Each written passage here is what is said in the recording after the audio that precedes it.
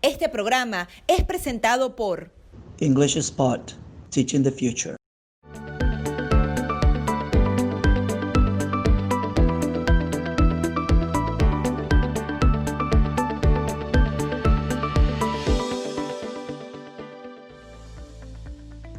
Hola amigos, bienvenidos a Negocios y Marcas, el programa de los empresarios y los emprendedores que se decidieron por el camino del éxito. Hoy vamos a tener un programa muy especial porque vamos a hablar sobre empresas familiares, cómo se conforman, cómo se gerencian, y para ello tenemos con nosotros a una especialista en la materia. Ella es psicóloga, Ana María Shaw. Gracias por estar con nosotros, especialista en organizaciones y sobre todo con amplia experiencia en organizaciones familiares. Muchas gracias por estar con nosotros, Ana María. Hola Leonardo, muchas gracias a ti por invitarme.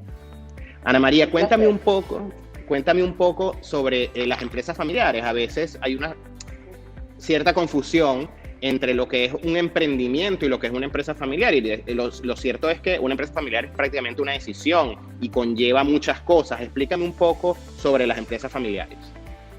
Fíjate, técnicamente para poder hablar de una empresa familiar tiene que ser obligatoriamente un emprendimiento que el poder haya pasado a la siguiente generación. De lo contrario, tenemos simplemente un emprendimiento de tipo familiar. Pero para poder técnicamente hablar de empresa familiar, tiene que haber pasado el poder a la siguiente generación. Entonces, nos encontramos con muchos emprendimientos familiares.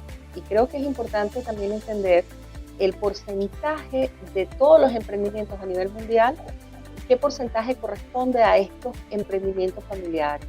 Estamos hablando, por ejemplo, en el caso de Alemania de un 58%, pero en el caso de, por ejemplo, Italia, o en el caso de Ecuador, o en el caso de algunos países de aquí de Latinoamérica, ese porcentaje sube hasta un 80%. Y en algunos espacios específicos, fíjate, por ejemplo, en Argentina es el 86%, pero en algunas provincias eso sube a un 95%. ¿Qué significa eso? Que la mayoría de los emprendimientos económicos, de los emprendimientos empresariales, son de carácter familiar. Y entonces ahí tú dices, wow, o sea, estamos hablando de que son una fuente generadora de ingresos, de recursos, de empleo, fundamental incluso a nivel mundial.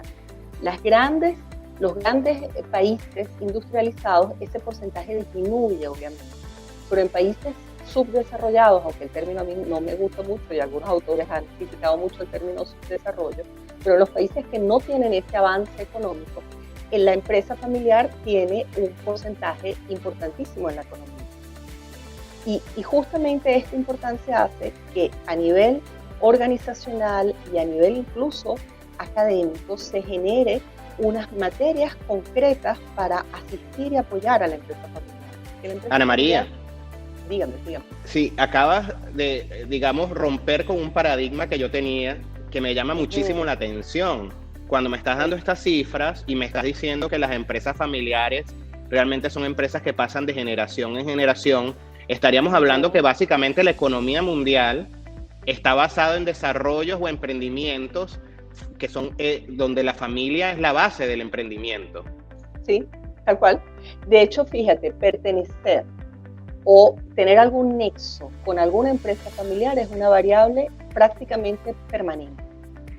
Y ahí yo incluso te invito, en mi caso particular, cuando me introduje en este tema de empresas familiares, para mí fue increíble hacer una retrospectiva de mi historia profesional.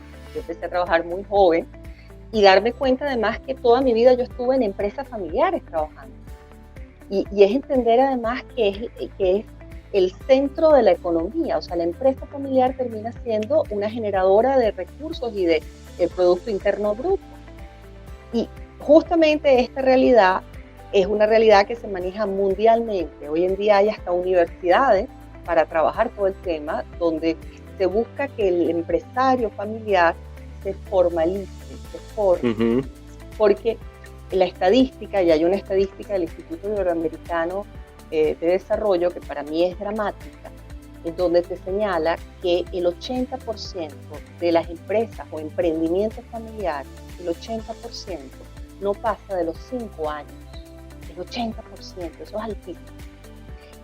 Luego, ese 20% que queda también va disminuyendo y al final solo el 7% permanece hasta la tercera o cuarta generación. Entonces, estadísticamente, están condenadas las empresas familiares al fracaso. ¿Y cuál dirías tú cuál dirías tú que son esas razones de peso en tu experiencia que has atendido muchas empresas familiares precisamente a nivel organizacional, los errores que cometen? Fíjate, me voy a basar no solo de la experiencia, sino también de la literatura especializada, porque en esta área hay muchísima información a nivel mundial, porque es un problema mundial, no es un problema regional. Que nosotros, los países latinoamericanos, el porcentaje es mayor, sí. En el caso, por ejemplo, de Alemania, que es el 56%, 58%, versus un 88%, 90% en algunos países de Latinoamérica. ¿Okay? ¿Cuál es el problema central de la empresa familiar? Por entender que son dos sistemas, y utilizo incluso mis manos para poder explicar, son dos sistemas que conviven, cuya naturaleza es totalmente polar, que es el sistema familiar y el sistema empresarial. ¿Qué significa eso? ¿Cuál es la raíz de la familia? ¿Qué es la familia? La familia está unida por los vínculos. Lo que une a la familia es el vínculo. Lo que une a la empresa es la generación de riqueza, es su razón de ser. Entonces, esa conjunción de dos sistemas tan antagónicos hace que la supervivencia de la empresa familiar, la subsistencia de la empresa familiar esté condicionada a que estos dos sistemas realmente puedan convivir.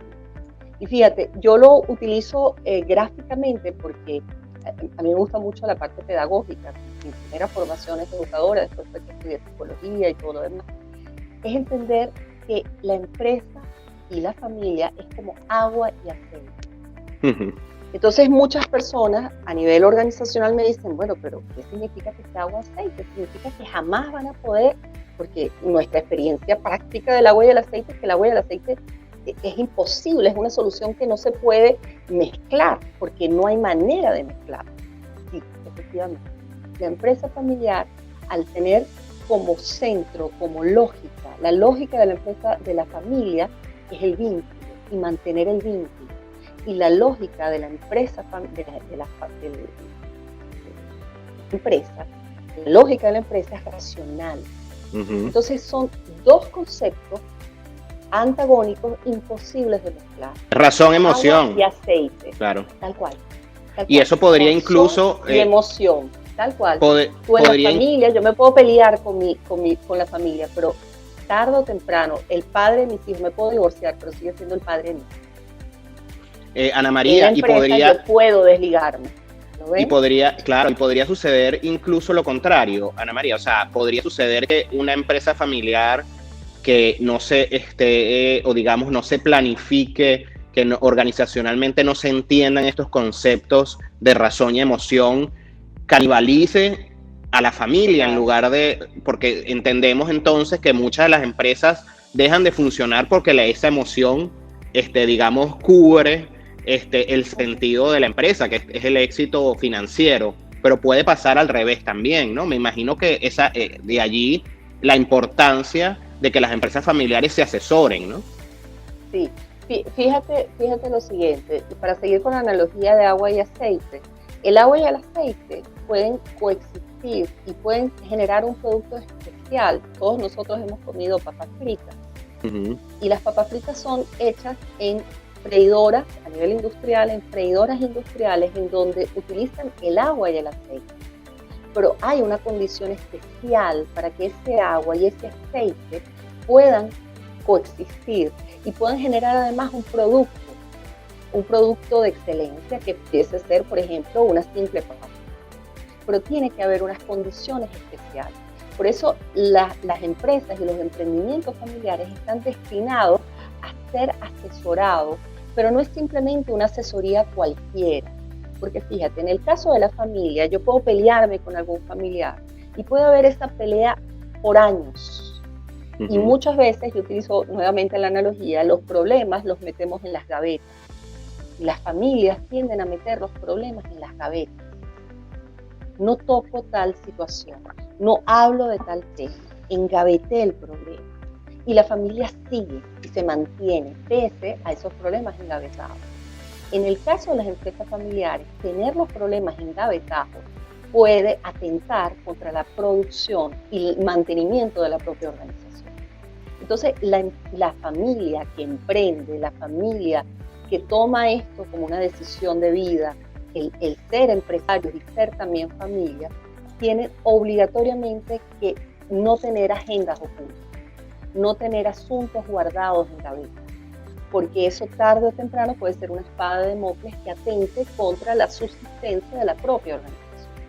Por eso el trabajo a nivel de lo que es el plano de la psicología laboral, fíjate, yo aquí doy una materia que se llama, dentro de la cátedra de psicología laboral, justamente hay una unidad específica que tiene que ver con empresas familiares.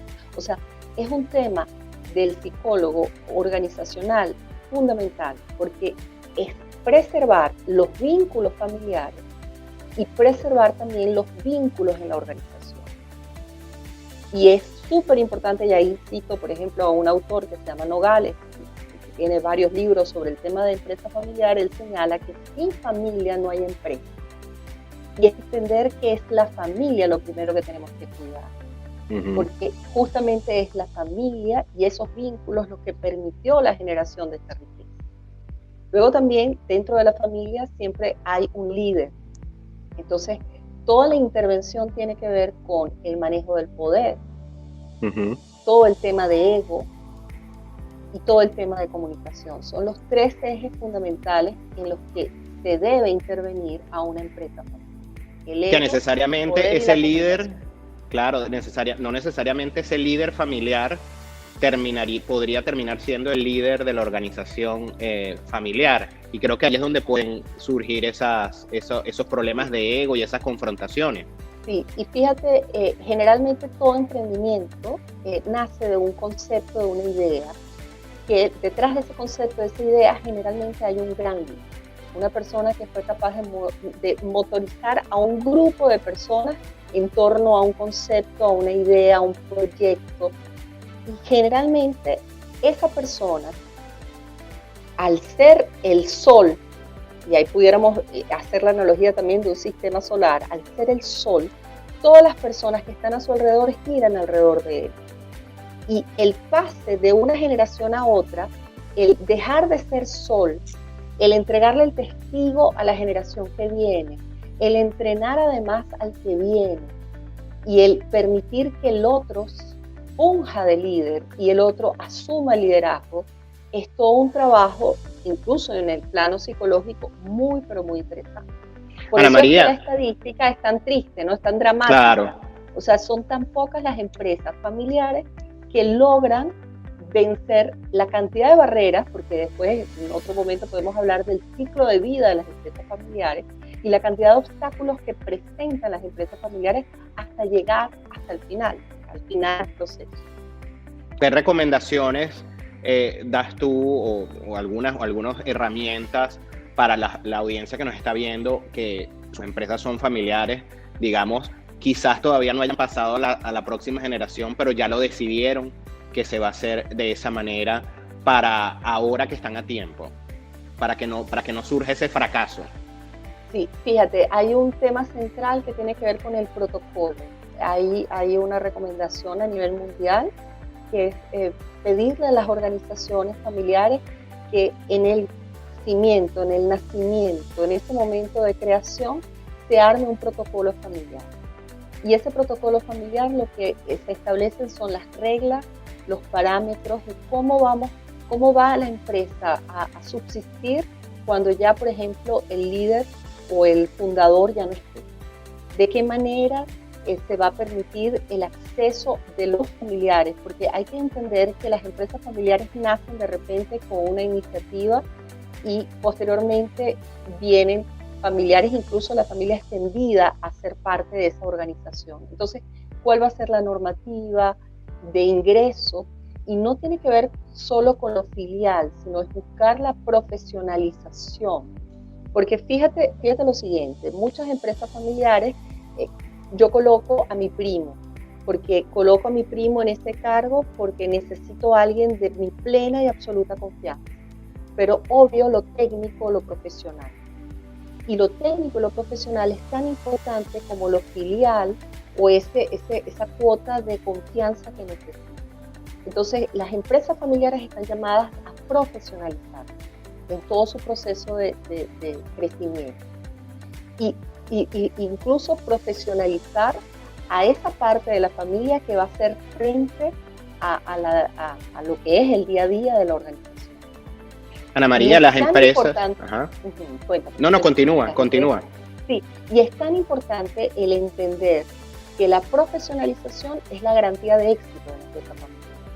Las empresas familiares que han tenido éxito es porque su directiva ha entendido lo importante que es profesionalizar a su gente, a sus propios familiares. Y eso significa también desarrollo de procesos también, me imagino. No solo normas, hacer procesos. Es decir, que tú cuando vayas a entregar ese testigo, tengas como un manual de la empresa en todos sus ámbitos de la organización que puedas entregar completamente para que la generación que viene, me imagino, entienda de qué se trata y cómo se desarrolla la organización. Ana María, una pregunta a muchos empresarios, muchos emprendimientos comienzan con una idea entre amigos. La mayoría de las veces, amigos que tienen muchos años de conocerse y que tienen vinculaciones familiares ya prácticamente. ¿Puede considerarse los emprendimientos o las empresas que se hacen entre amigos, pero entre amigos reales que tienen mucho tiempo, empresas familiares? No. Empresa familiar obligatoriamente, a menos que esos dos amigos terminen siendo compadres y posteriormente algún hijo o alguien se case. O sea, la empresa familiar tiene un carácter de todo. O sea, puede ser filial, consanguíneo, o sea, pero es importante entender que tiene que haber el concepto de familia. Y cuando hay ese concepto de familia, porque yo puedo tener muy buen amigo, que es compadre mío, pero al final de cuentas no es mi familia. Es importante entender el término familia, donde así yo quiera cortar, no puedo cortar el lazo. Claro, ya lo entiendo perfectamente. Con un amigo yo puedo cortar el lazo y puede ser un dolor que voy a llevar años, porque es el amigo de mi infancia, pero al final técnicamente puedo cortar. En cambio, en la familia, los cortes son imposibles. Yo puedo distanciarme, pero jamás voy a poder cortar la relación. Entonces, por eso es que están llamadas las familias que tienen un emprendimiento, que tienen una empresa familiar, están llamadas al trabajo y a un trabajo profundo que la mayoría de las familias no realizan.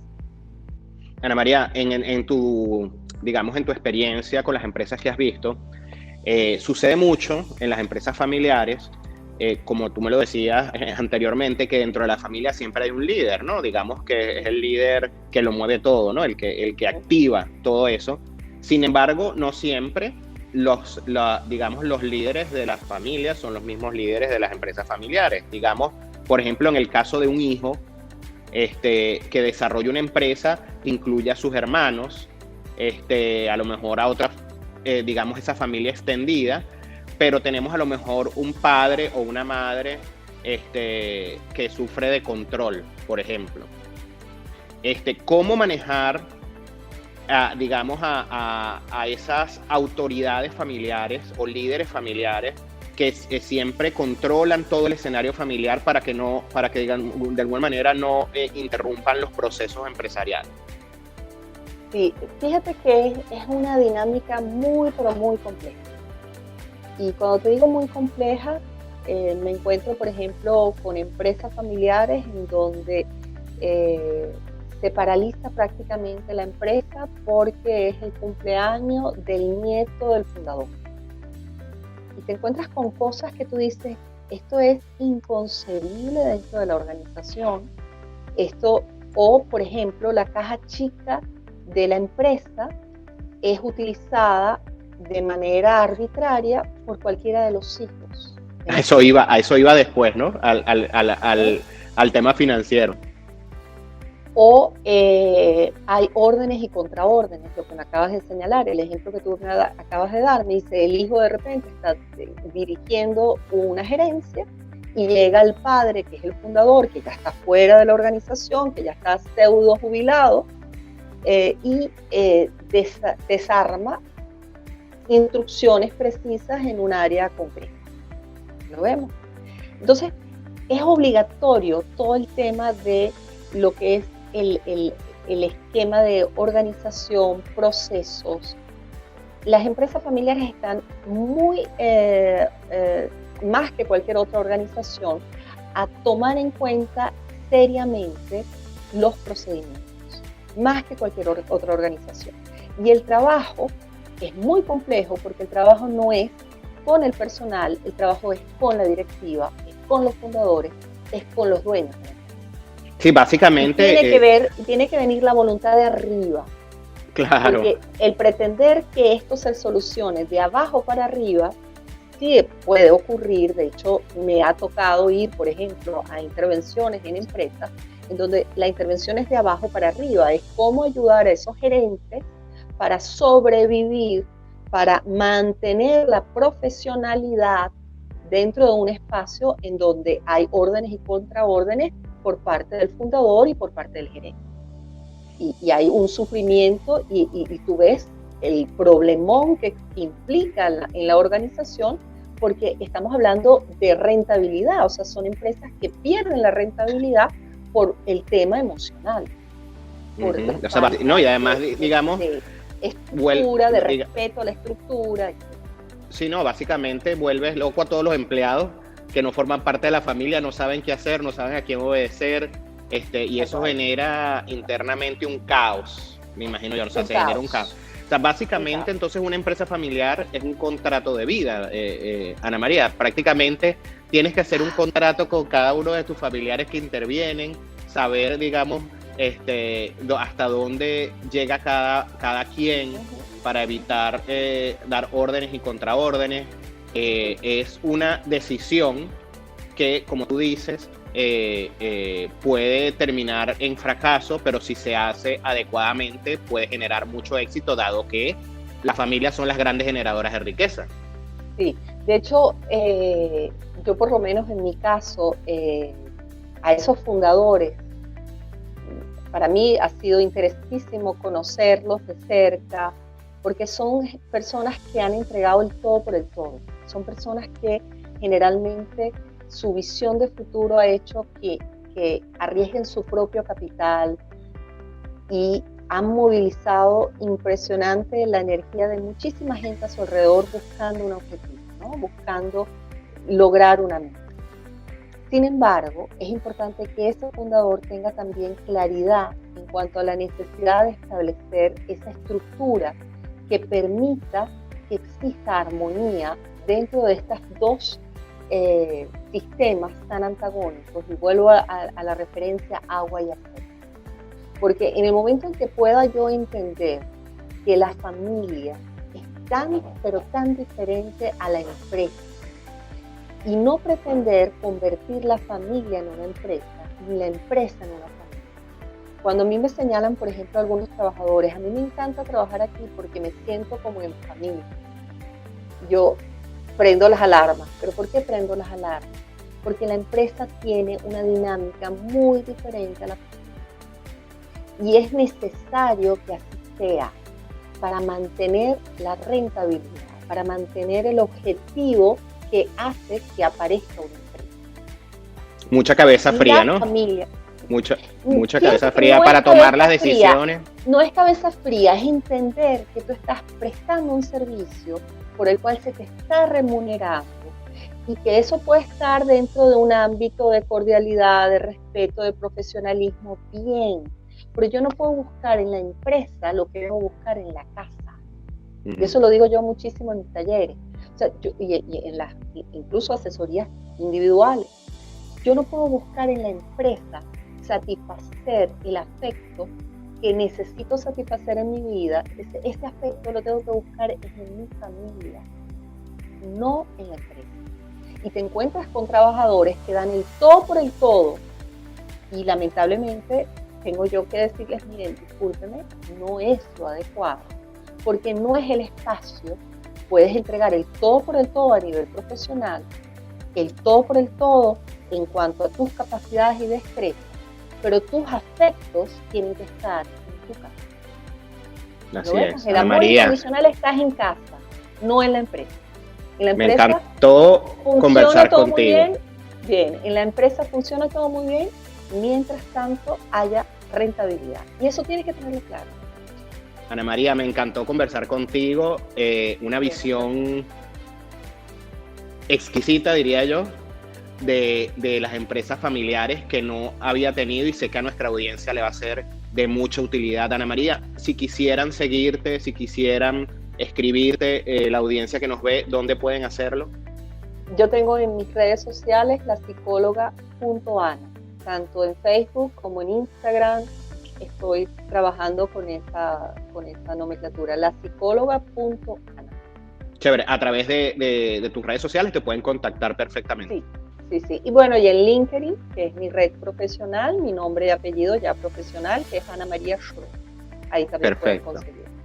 Muchas gracias, Ana María, por estar con nosotros. Ya sabe, si usted tiene en mente o decidió hacer de su negocio una empresa familiar, es muy importante que tome en cuenta que debe separar la razón del afecto y no tratar de solapar una cosa con otra si usted desea tener éxito. Muchas gracias, Ana María, por estar con nosotros. Encantados de poder tenerte, y nos vemos en el próximo programa de Negocios y Marcas aquí por BPI TV, en vivo siempre.